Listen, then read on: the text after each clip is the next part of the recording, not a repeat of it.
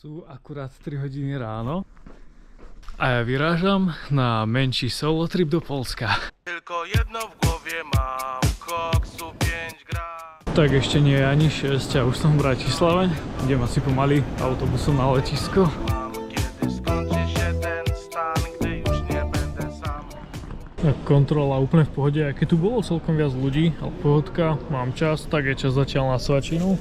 Pekné rohlíky ze salámu. Wiedzie biały węgiel. Tylko jedno w głowie mam, koksu 5 gram. Letiska Čopín vo Varšave pozerám, že ide autobus do centra 175, ale jeden kiosk na lístky, automat, čo tu je, tak je pokazený, nefunguje. Tak mala by byť na to nejaká stránka, či aplikácia, volá sa to, že Jak dojade. A za 4 zloté by sa mal dať kúpiť lístok aj na internete. Tak snad to bude v pohode. Ak dostanem pokutu od revizora, tak dám vedieť. Tak bolo treba si dobiť kredit v tej aplikácii, kúpiť si lístok a následne, keď si kúpite lístok, tak ho ešte akoby validovať alebo overiť, spustiť a naskenovať taký QR kód, proste všade sú tu po autobuse. Mne s tým pomohol asi tuto pán vedľa, jeho vidno na kamere. Ale dalo sa to, takže dobiť kredit, kúpiť lístok a naskenovať ho a vyzerá to byť v pohode. Tá jedna jazda stála asi euro.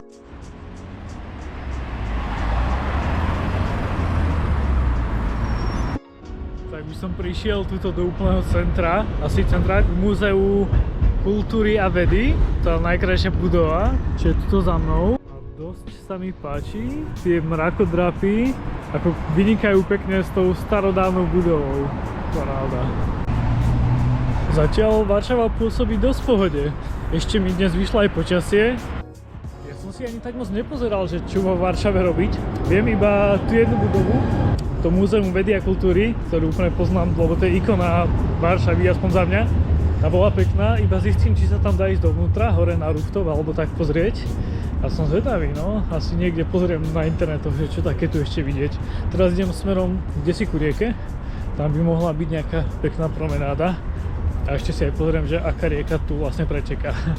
To vôbec netuším. Vyzerá to tak, že som zavítal do nejakého parku, celkom veľkého. Vyzerá to dosť v pohode.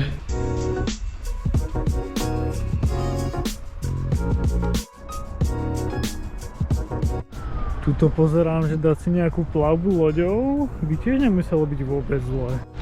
Akurát som tu našiel, všade popri rieke majú takéto lehátka a keďže som dneska stával o 3:00, tak sa tu akurát na chvíľku, že vyčilujem, som si povedal. Dosť pohode to tu ja. Tuto zrovna výhľad nemám, lebo všetky tie dobré s výhľadom boli obsadené, ale aspoň tu pekne pečie slnko.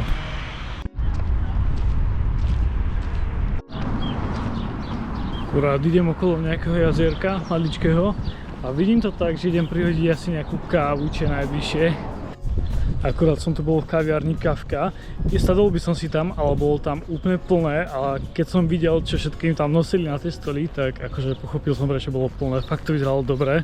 Ale na to, že je štvrtok a že som išiel aj cez to centrum, tak mi to tu príde také kľudné, alebo akože aj teraz som pomerne v centre, aj keď v nejakom miniparku. Tak mi to tu príde, ako by bola nejaká sobota alebo nejaký sviatok. Ak by to tu bolo proste takto celý čas, tak taká dobrá atmosféra, taký dobrý vibe to tu má, táto Varšava. Akurát som prišiel do starého mesta, ono nejak, že vyhorelo alebo bolo zbombardované a nejak ho postavili na novo, ale nie, to mudrovanie mi nejde, to som teraz počúval vo videu, že čo vidieť vo Varšave. Poháriky. Zatiaľ to staré mesto vyzerá zaujímavo, zrenovované, pekné. Ľudí tu není až tak veľa, na to, že proste štvrtok, pracovný deň. Tak tu by som čakal hodne veľa ľudí a sa teším na tie suveníry. Tu by som oplieskal všetky svoje peniaze asi. Takže asi názvy budov a miest často kedy vôbec pamätám, preto nejdem vraveť, či je toto za mňou. Ale naživo to vyzerá dosť zaujímavo. Nejaký kostol, niečoho. A to je vlastne tiež v tom starom meste. Pekná budova. Tak pozerám, že asi až teraz som prišiel na také hlavné štvorcové námestie, kde je stále taká tá architektúra, tie domčeky sú tak pekno vyzdobené v tých farbách. tak akurát som si objednal domáce pierogy s tvarogem a zemiakmi, tak som zvedavý, čo to bude. V takej malej manufaktore pierogov sa to volá, alebo také niečo, na Starom námestí. Som celkom hladný. A boli celkom dobré recenzie, tak uvidíme, či sa oplatí. Že je to zrovna asi jediný podnik, kde nikto iný nebol. Všade inde bolo pár ľudí, aj keď menej, lebo v celej Varšave je menej ľudí, tak tu nebolo fakt, že nikoho. Takže uvidím, či to je náhoda, alebo oprávnene. Stálo to, že 17 zlotých, čo je asi nejaké 4 eurá plus minus. Ešte to je horúce, ale idem to ochutnať.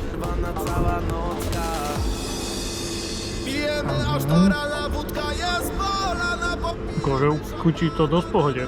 Pripomína mi to naše pyrohy, iba menej slanšie, ale dosť pohodka, poľský šmak. Ešte som si zbehol kúpiť nejaký zápitek do obchodu Žabka.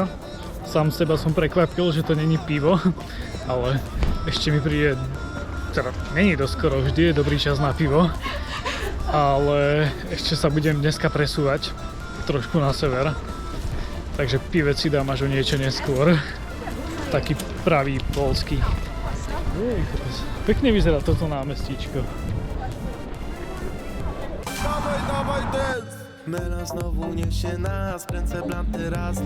Aj keď je Varšava veľkomesto a teraz je tu už rušnejšie po obede, asi ako ľudia idú z práce, tak stále tu nie je až tak veľa rušno alebo tak veľa ľudí na to, ako väčšinou býva vo veľkomestách. Inak zo suvenírov som si začal zbierať jednu vec už pár rokov dozadu a sú to poháriky, takže aj teraz v Varšavi som sa nám tešil a akurát sa mi podarilo kúpiť si takýto ikonický s ikonou Varšavy. A kľudne do komentáru napíšte, čo si zbierate vy, či tiež náhodou poháriky, alebo klasika magnetky, alebo niečo iné. Jo, ale pekné to je veľmi, táto kombinácia. Akurát som tu našiel taký dobrý spot, teda pre mňa dobrý spot s výhľadom na túto budovu a úplne dobre sa tu chilluje, je to úplne taký dobrý pohľad na to. Poďme pozrieť, či a za koľko sa dá ísť túto hore na výhľad. Čo som pozeral, tak malo by sa tam dať ísť, ale vôbec neviem cenu, tak to pôjdem skúsiť obzrieť, že koľko by to stálo.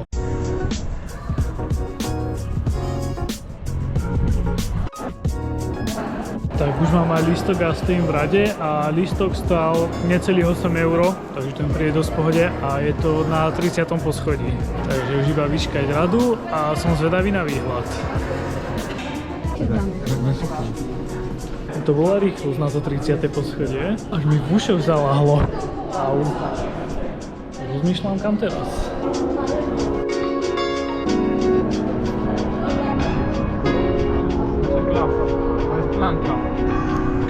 Vyzerá to mega obrovský, úplne taká vtáčia perspektíva odtiaľto. Paráda. Trošku dúfam, že toto nie je posledné poschodie, do ktorého sa dá ísť, lebo tým, že sú tu všade takéto barikády a klietky, tak aj keď je ten výhľad mega parádny, tak to nepôsobí až tak vysoko. Ale obrovský to je.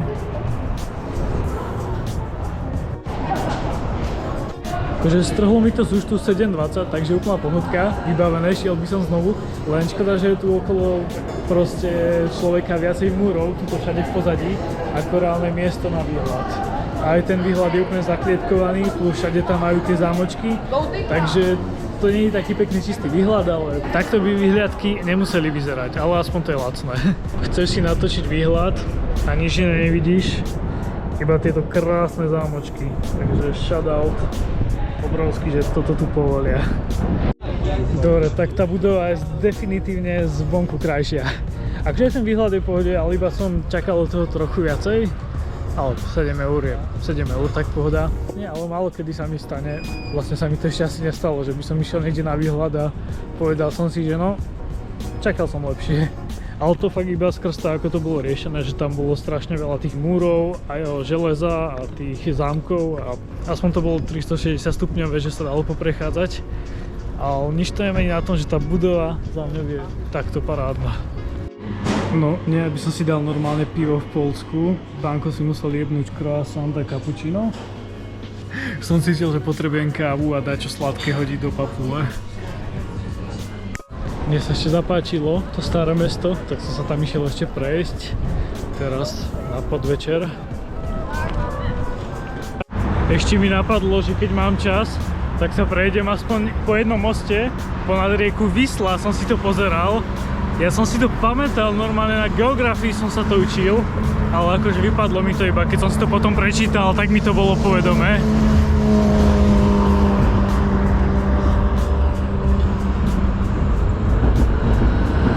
Ak máte niekto nejaké tipy na Varšavu, tak určite sem s nimi. Ja už viem, že dnes tu toho už síce nestíham. Už teraz viem, že by som sa do Varšavy kľudne rád vrátil, pobehať aj v širšie okolie, alebo zasa to isté. Za týmto mostom bola jedna taká pamiatka, za ktorou som išiel pozrieť, a to je tento kostol, to vyzerá byť. A teraz sa pôjdem asi prejsť zasa druhým mostom naspäť. Akurát idem po moste, ktorý je čisto pre peších, cyklistov a podobne, ale to je tiež fajn nápad, dobre to vyzerá.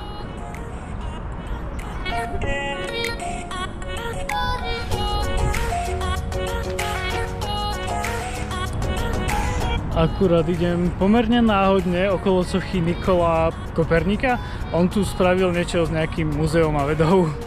Neviem, o čo presne išlo, iba viem, že je to tu asi známejšie meno, čo sa histórie Varšavy týka.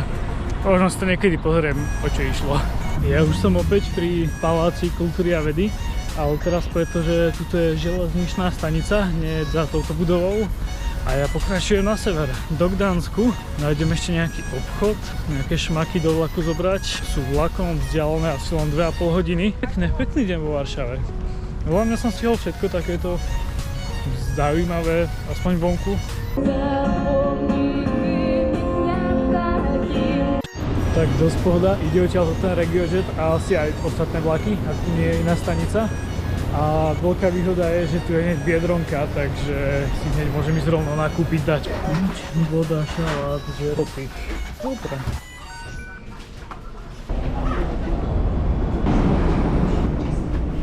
Čo som prekvapený, tak najbližšia zastávka z Varšavy až v Gdansku, takže ja sa môžem zatiaľ v kľude pustiť do šalátu. Je 11 večer, ja som akurát prišiel do Gdansku. Som od 3 rána hore a ešte neviem, kde presne pôjdem spať. Pôjdem zistiť, keď sa vymotám z tejto hlavnej stanice.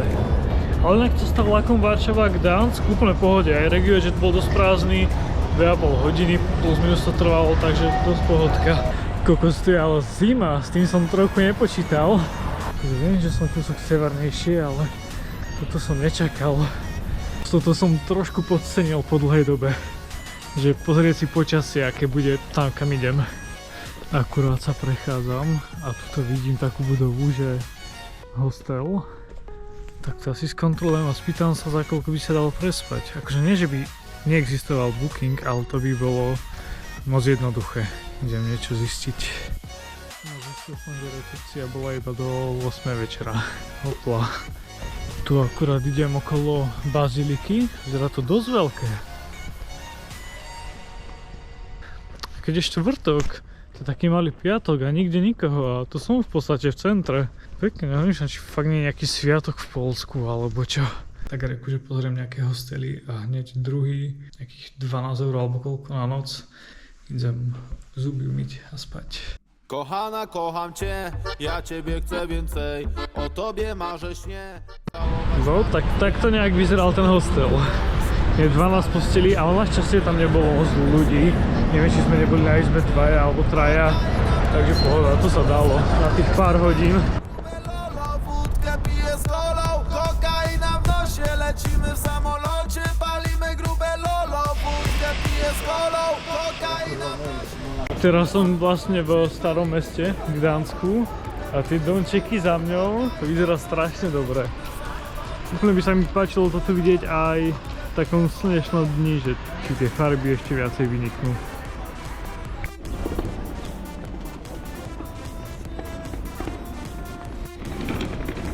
Dosť pekne to tu vyzerá, akože celkovo majú vibe tie poľské mesta. Páči sa mi tu veľmi.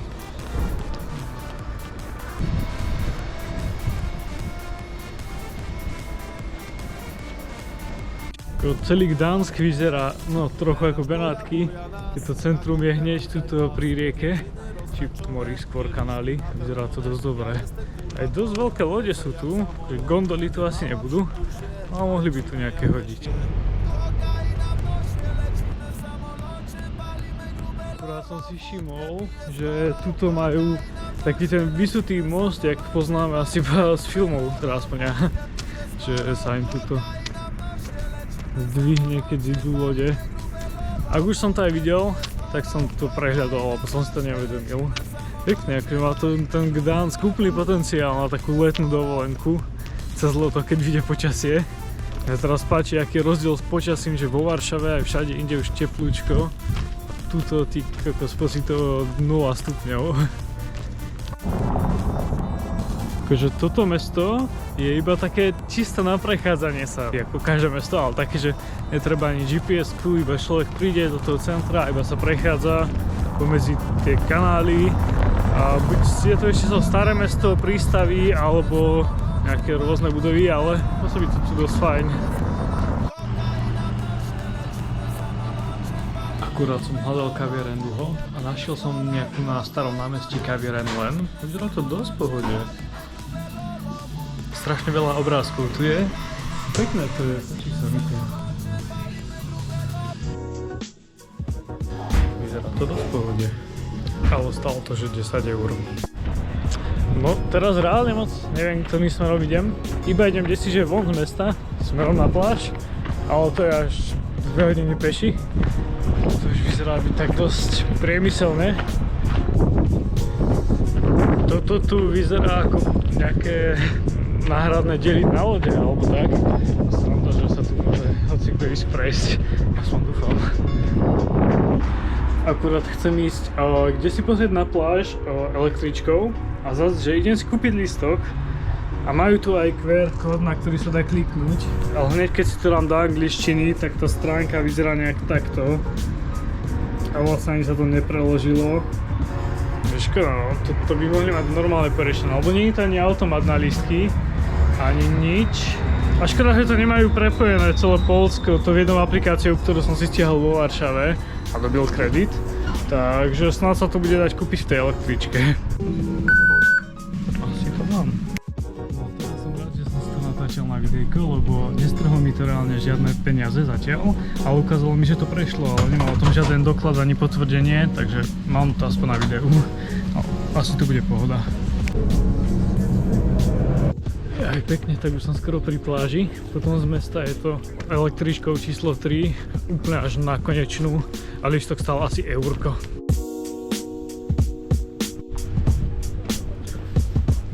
Tak ja už som akurát došiel na pláž. Kokos, tak by ma to lákalo sa tam hodiť, ale asi to vynechám. Už som tu raz otužilal v januári. To bola ešte úplná zima, mrzlo. Teraz sa mi do tej vody strašne nechce, ešte tu aj piesok. Ty kokos, takže nechce sa mi to riešiť. Ale aspoň tú chvíľu počilujem.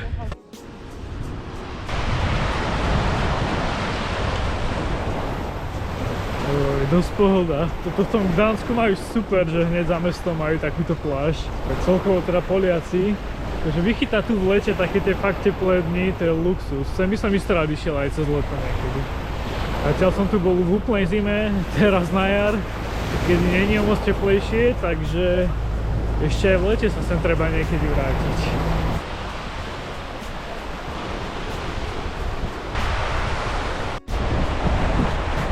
Akurát je to aj takéto molo. Úplne fajn prechádzka popri pláži, dosť ľudí sa tu tiež išlo prejsť. Vyzerá, že popri tej pláži ide takto cyklotrasa, chodník, takže na prechádzanie alebo na bicykel. Či korčule chcem zobrať, keby sem ide človek cez leto na dlhšie, na víkend, alebo aj dlhšie, tak parádne miesto. Už si idem tuto po promenáde z pláže a idem autobusom rovno na letisko odtiaľto. Už som v autobuse, išla 127. Skoro 30 zastávok. Tak na hodinku to je z tej pláže na letisko. Tylko jedno w głowie mam, kosu 5 gram. Toto je najlepší šmak na Krainę zapomnienia. Topka. Tak tu je prestup na zastávke Gdanský Jaseň a akurát by mi mohli zajsť hneď vlak. A ten už ide priamo na letisko. Takže asi dosť pohodka. Tak a presne tento vlak, čo práve odišiel, bol môj na letisko. Takže dúfam, že za chvíľu pôjde ďalší a že to nebude trvať tak dlho, lebo že mám kúsek rezervu, ale nie až toľko. V autobuse bol ešte nejaký opitý bezdomovec, zaspal a vyhadzovali ho, tak som sa na to trošku pozeral. Zmeškal som kvôli tomu vlak, nevadí. No dobre, vlaky chodia našťastie každých 15 minút, takže pohoda.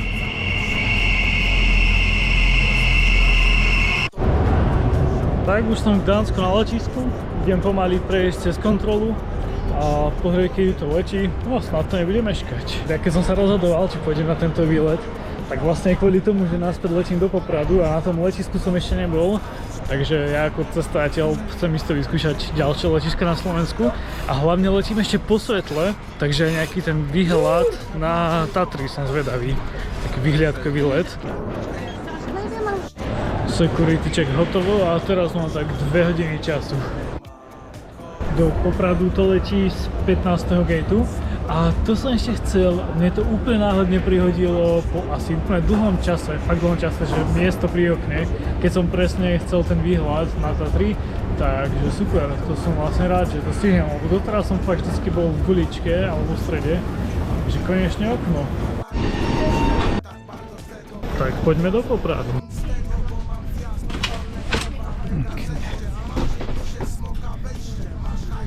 Dosť pekne sa mi ešte nestalo, že by som išiel takže prvý úplne do lietadla, vlastne vôbec, vždy chodím až posledný.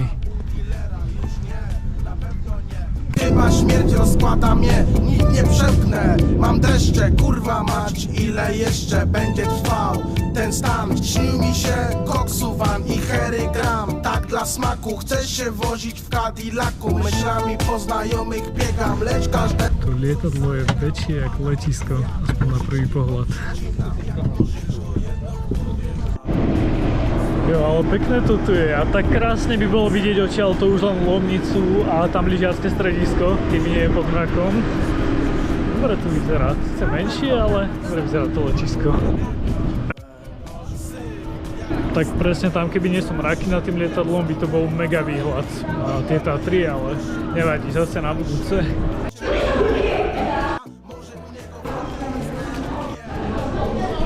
Čakám na Bolta na stanicu.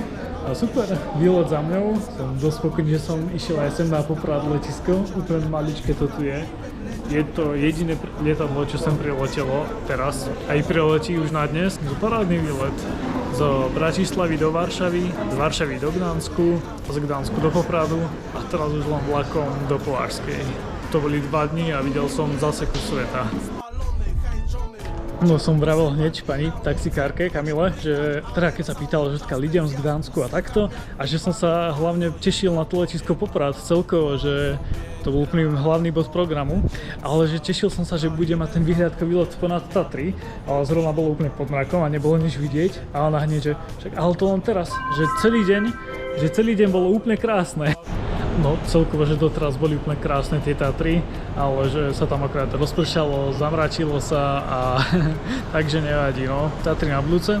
A aby som nezabudol, keďže sa snažím o 1000 odberateľov, každý jeden odber, like či komentár určite pomôžu a vidíme sa pri ďalšom videu.